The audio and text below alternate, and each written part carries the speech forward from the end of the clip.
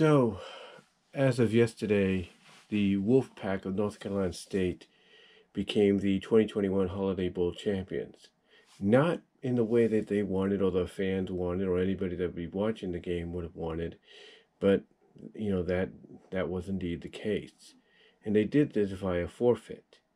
The reason they won by forfeit, as a lot of you probably know by now, is that UCLA had to pull out, due to COVID protocols and several other reasonings. However, UCLA has come under a lot of fire, as of late. Now, it's not because they, potentially did the right thing for health and safety reasons, but because of the way they handled it. Every other team that had to pull out, causing several bowls to be postponed, canceled, outright in the past week or so, did it correctly. Hawaii, they let Memphis know a day or two before that there may be no opportunity for the game to be played due to COVID protocols and other reasonings. So Memphis, out of respect for being told ahead of time, decided not to pursue any other opportunities and bow out, themselves. The same with SMU and Virginia. They were supposed to meet in the Fenway Bowl, but because Virginia had the same kind of situation going on, SMU, being alerted ahead of time, along with the Fenway Bowl committee, decided to, out of respect, bow out as well. The same with East Carolina, bowing out in respect to Boston College because they dealt with the same thing, and thus letting Boston College and the Military Bowl community know ahead of time, not Boston College, but letting, East Carolina, I should say, and the Military Bowl know ahead of time what was going on. Like I said, East Carolina, out of respect, also decided to bow out. Now, these three teams did have an opportunity to step in and take UCLA's place in the Holiday Bowl so that they can have a bowl game to play in, but they declined not to. And I think it wasn't just out of, respect for the other programs that had to bow out because of similar situations, as well as the bowl committees that had invited them to participate in said bowls. But I also think it's the fact that it was pride, as I've mentioned before in another video. And the reason I say it could be pride is it's not because they felt, disrespected or degraded to, a lower bowl, or they felt like this was not worthy of their time or anything like that. The reason I believe it's pride is they didn't want to have to step in for a school that should have done, things the right way, that they should have basically took the more appropriate steps to alert people what was going on. A lot of people, from North Carolina State, the coaches, the staff, the players, the Holiday Bowl committee, fans on both sides of the spectrum, all have said that UCLA mishandled this situation, wrongly, and thus basically screwed, everybody out of an opportunity to see a great bowl matchup. I mean, reports have been going around that many fans were arriving onto the scene to take their seats in Petco Park when they got the news. And even reports going out that North Carolina State players were arriving along with the coaching staff to Petco Park to get ready to practice and everything before the game, have warm-ups and all that, when they got the news. And it was around the same time that when they arrived, that's when the UCLA staff started to pack up and everything a little before that. And just as, North Carolina State arrived, that's when they were leaving.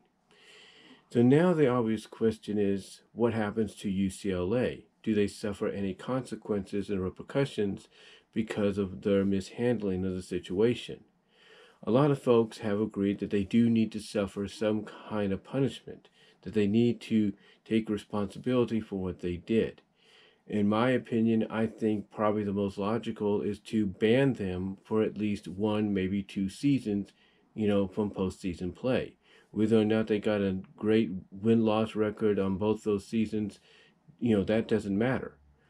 Because of the fact that they mishandled this, I think the most justifiable decision is for the bowl committees, throughout all of the FBS, to basically use this as an opportunity to send a message, not just to UCLA, teach them a lesson and all that, but also send a message, throughout all of the NCAA, FCS, and FBS, when it comes to these kind of opportunities.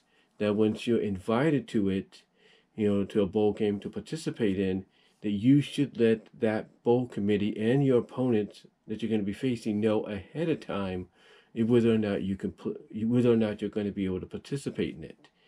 And to me, by having UCLA sit out, at least 2 bowl seasons, 2 opportunities of postseason play, I think is fair enough to send that message. Now, will that happen? That's totally up to the FBS Bowl Committee and the NCAA. I think it's a very appropriate punishment. It's not as long as what Penn State or other schools have had to sit out, due to prohibitedness because of the wrongdoings they did or the mishandling the things that they did. It's only 2 years, and again, it's enough time, in my opinion, to send a message, not just to UCLA, but to all the FBS and FCS, that when you have an opportunity, given to you to participate in something, that you should and that you can't actually fulfill those obligations or follow through on that invite that you got, that you should try to handle things the more correct way, in my opinion. So honestly, I believe UCLA should sit out for at least 2 seasons or 2 bowl seasons in the upcoming years to be taught a lesson, as well as have a message sent to them, as well as all the FBS and FCS, when it comes to postseason football play, in my opinion. But we'll have to see what happens. We'll have to see what occurs. Now, I do feel sorry for North Carolina State. I do wish they could have had an opportunity to play, but there's nothing you can really do about it. They did get their 10th win, like I said, not the way they wanted. They did become champions, not the way they wanted. But again, hopefully this is a lesson that gets learned, for the entire FBS and FCS when it comes to these situations. And again, like I said, UCLA needs to at least have some kind of repercussion given to them, some kind of consequences laid out to them. And I think the best one, in my opinion, is to have them sit out for at least 2 bowl season, postseasons, if you will, to send a strong message of, hey, next time something like this occurs, make sure you and any other team in the FBS and FCS that has to deal with this kind of stuff, make sure you handle things the right and more appropriate way, period. And I think it's also going to fall in the short end of things, guys. I think it's also going to fall into the lap of the AD director.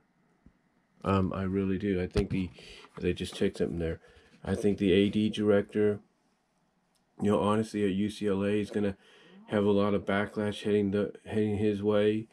My opinion in closing is I think maybe he's inexperienced in this position. Like maybe he had the resume for it. But, even if you have the resume for this kind of job, to be hired on for this kind of job, that experience is what really matters. And if you don't truly have experience in this position, then maybe you shouldn't be in it, whether you have an impressive resume or you don't. But that's just my opinion. But what are your thoughts overall? Let me know down below in the comments, as well as in the live chat during the premiere. What do you think about this? What do you think the most appropriate punishment should be? And I will talk to y'all later.